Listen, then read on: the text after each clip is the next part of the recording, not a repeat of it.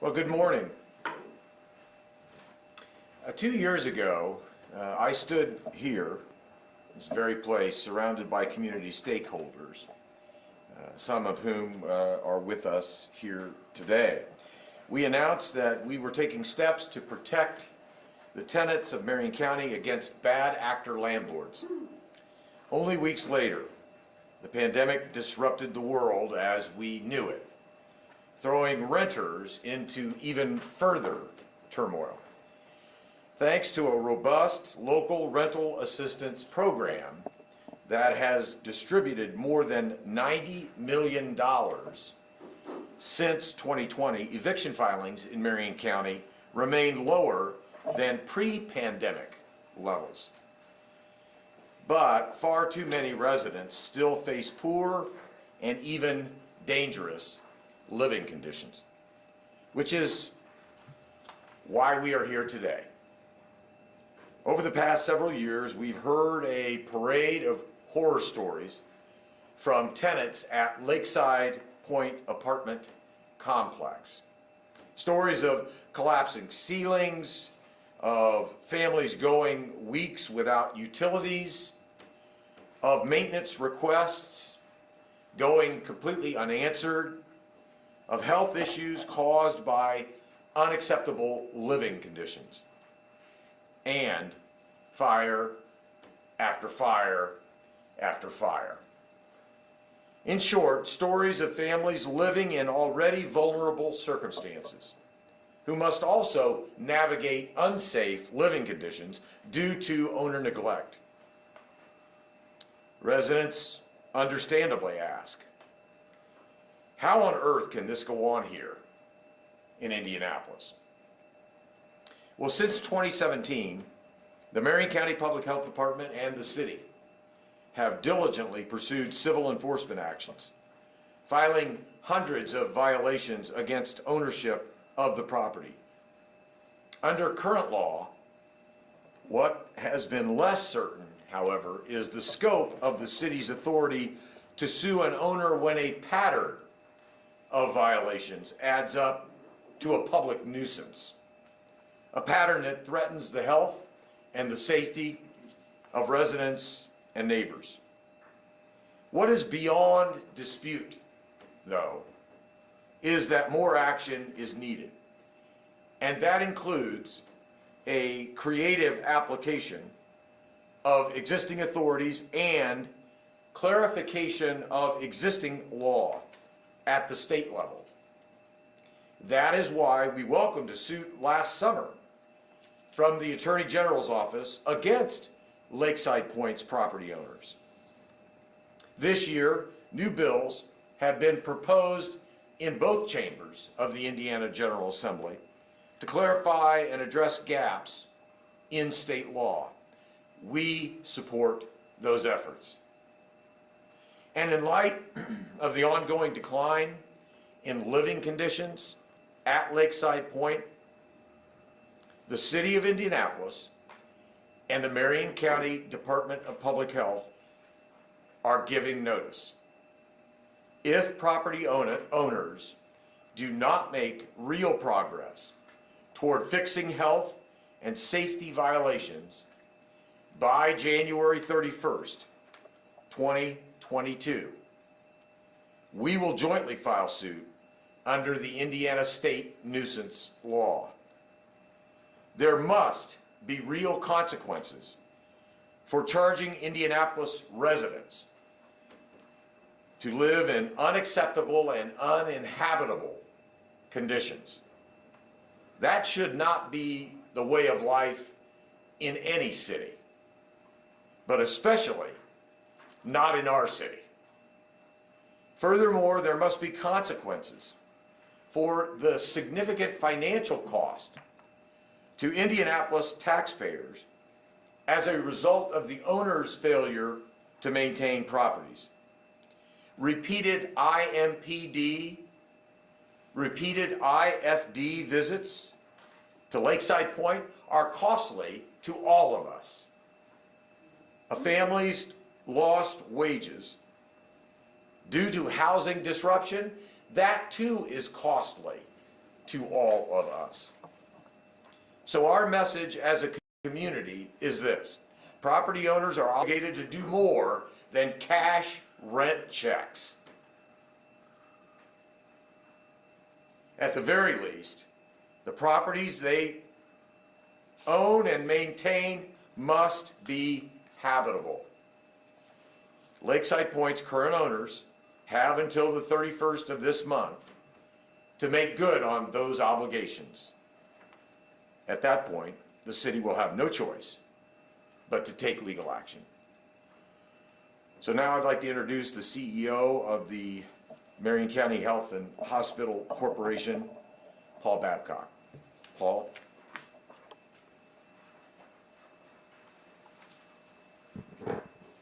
Thank you, Mayor.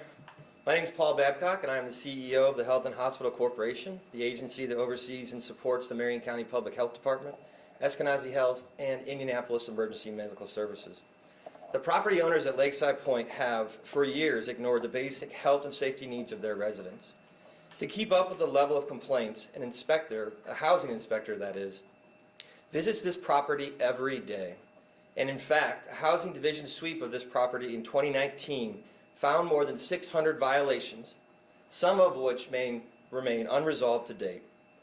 The Marion County Public Health Department has, on average, 60 cases in court at any given time related to the Lakeside Pointe apartment complex.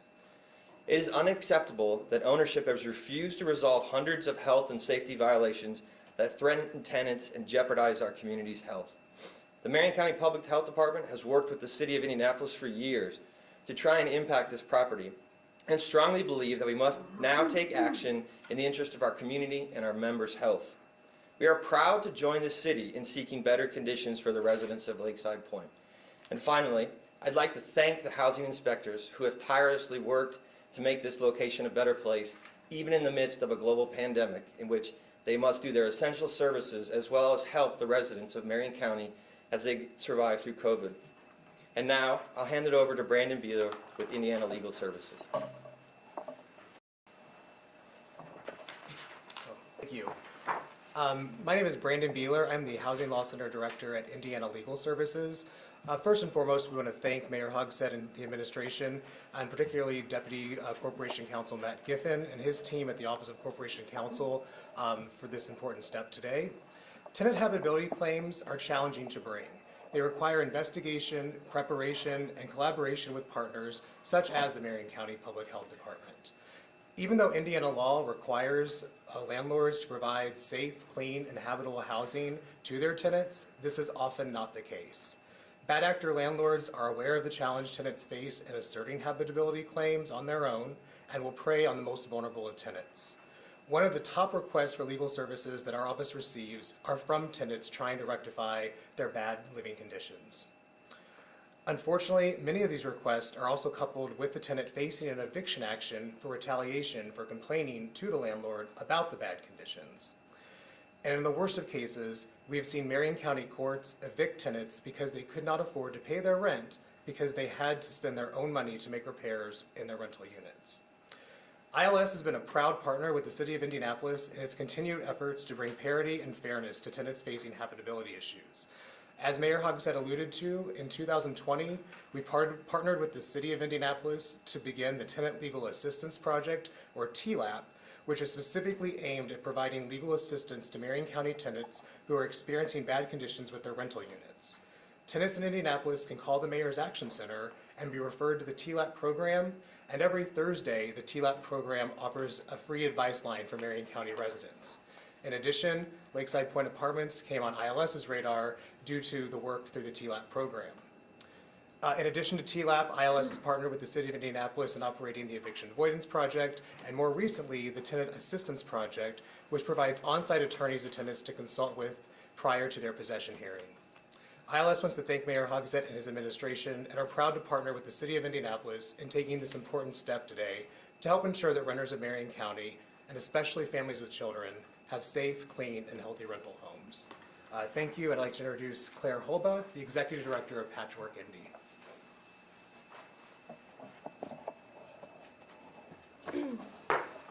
Good morning, everyone. My name is Claire Holba, and I am the Executive Director of Patchwork Indy, a 501c3 nonprofit based out of Indianapolis, Indiana.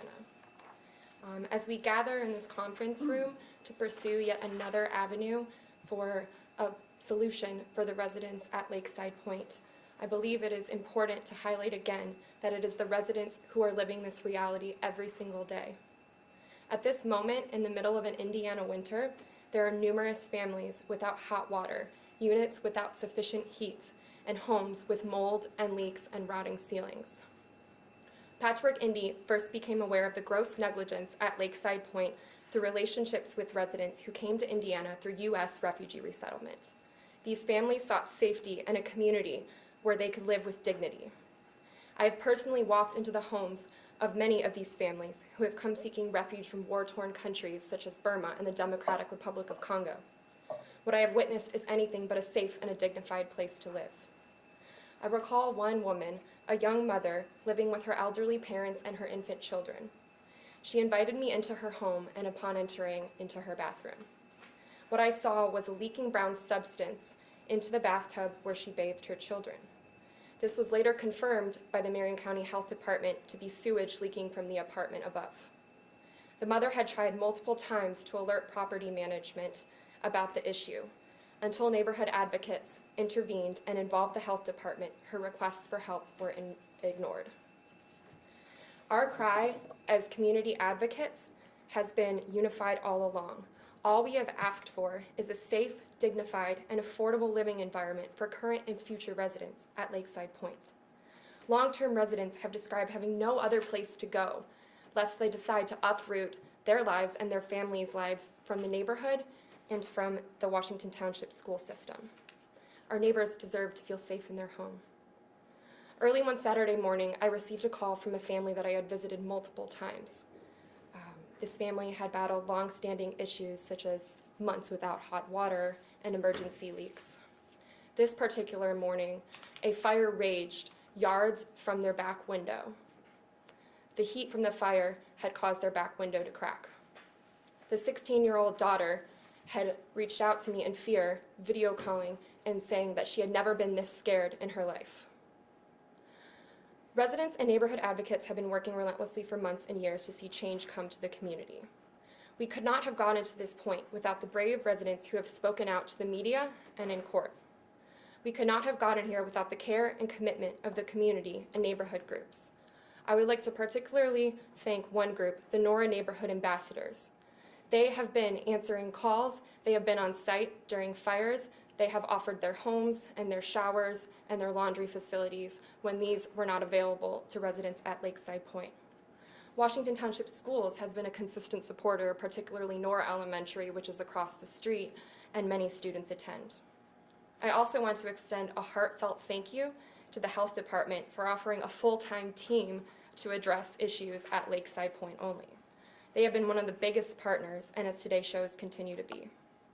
We have engaged with IMPD, the Indianapolis Fire Department, the Marion County Property Tax Board, with City Councilor Potts, with the Mayor's office as shows today, and with state senators and representatives. Response from leadership has been one that we have been truly grateful for. And yet a year after issuing an executive summary highlighting all of the outstanding stories and issues that families face, we are still scrapping for a solution. I have been in Zoom rooms with leaders, 35 people, from the state, city, county, community level. And so why has it been so hard to achieve a solution for Lakeside Pointe? Patchwork Indy will continue to stand alongside those continue to finding a solution for Lakeside Pointe and other properties like it. Thank you. Time for questions? Follow up on what Claire just said, Yeah. even for Paul as mayor, why has it been so hard to try to get answers to these folks? Matt? Matt, you can come out. Our legal expert. My name is Matt Giffen. I'm the Deputy Corporation Counsel. I think the first thing we want to mention is that there are barriers under state law, as it's been currently interpreted, to some of the things that could be enforcement avenues for the city. But at the same time, the city and the health department have been pursuing the avenues at our disposal, and that includes all the violations and ordinance violation actions by the health department that Mr. Babcock mentioned. That is demolition orders for 2 derelict buildings on the property that the city has pursued, numerous vacant board orders that the city has pursued, a zoning violation action that the city has pursued, as well as other fire department and IMPD responses. So I think we have been using the tools at our disposal. What we're talking about today is bringing an additional tool to bear. And that additional tool would be what, and how is this threat of lawsuit different or supersedes all the other accumulated court actions that have already been filed? Why would this succeed? So I don't know that it supersedes at all the work that has been done before. It is another tool in the toolbox where we want to push the envelope. The 2 words that stuck out in the mayor's remarks for me were creativity and clarification. We've not filed jointly with the Marion County Public Health Department a public nuisance case before. So that's pushing the envelope on the interpretation of the public nuisance statute. I'll go back to your first question, though. If I can just say, why has it taken so long? We have a negligent property owner that's not doing anything in response to years of suits from the Marion County Public Health Department and most recently from the city of Indianapolis, not to mention the Attorney General's office. They're not abiding by their responsibility as a property owner. That's why residents are living in conditions that are uninhabitable. We are looking at 3 things that stand out now that sort of push the creativity approach. One, I mentioned filing jointly with the Marion County Public Health Department. Secondly, there is real interest at the General Assembly on this issue of property conditions, of landlord-tenant relationships, I think from both sides of the aisle. And so our ability to file under the public nuisance statute and use this opportunity as a test case to shine a light on what might be discrepancies or unclarity within state law, I think helps us in the short term with the living conditions at Lakeside Pointe, and then in the long term with our ability to hold bad actors accountable all over Marion County. So what happens February 1st when your guy goes out there at 4:30 p.m. on January 31st and finds out there's been no improvement? Then at this point, if nothing has changed in terms of condition or ownership of the property, then the lawsuit gets filed on February 1st. Can we get your name, sir? Huh, sorry. Yeah, I'm Jeff Bennett. I'm Deputy Mayor of Community Development. Thank you. A quick question. So I think we all got kind of a summary, but could you explain what specific clarification you're hoping to get in terms of state law? We can go together on this. I don't know if we both. So there's the current state law. There's a statute that was passed in 2016 that took in effect in 2017, SEA 558, that at least under some interpretations handicaps the ability of a city to prove that a nuisance exists through calls for emergency services, so a police, fire, EMS, and then to recover damages based on those same calls for emergency services. So it doesn't remove the city's ability to use the nuisance statute, but it diminishes its effectiveness, at least under some court interpretations of that law. So we have what is really the difference between, as Matt said, a court's interpretation of that statute and what we believe was the legislative intent, which was not to limit a city's ability to use that statute to go after bad actors. Couple more, probably. Do you see this lawsuit as a potential test of court's interpretation of SEA 558, and do you think that will overturn the 2018 decision? The 2018 decision that you mentioned has a number of different aspects. It's not just concerned with SEA 558. I think we do view it as a test. I think that legal question is not settled, and we know under the existing law and the carve-out in the law that preserves our ability to do this, that we do have this authority. So I think it is important that we seek clarification both at the General Assembly level, but also from the court system. In the short term, is there anything you can do between now and January 31st for the folks living in these substandard conditions to accelerate, get them out, get them into public? What can you do for some of the folks that are living there now? So residents are eligible for rental assistance through the Indy Rent program that the mayor mentioned at the outset. In some cases, residents have used rental assistance to relocate. If a landlord chooses not to accept those funds or a landlord is not responsive, then those funds are portable. And I do believe that that other government officials, such as the Washington Township Trustee's Office, has been working on a case-by-case basis with residents who have had basic needs, including the need to relocate out of the property. All right, sounds good.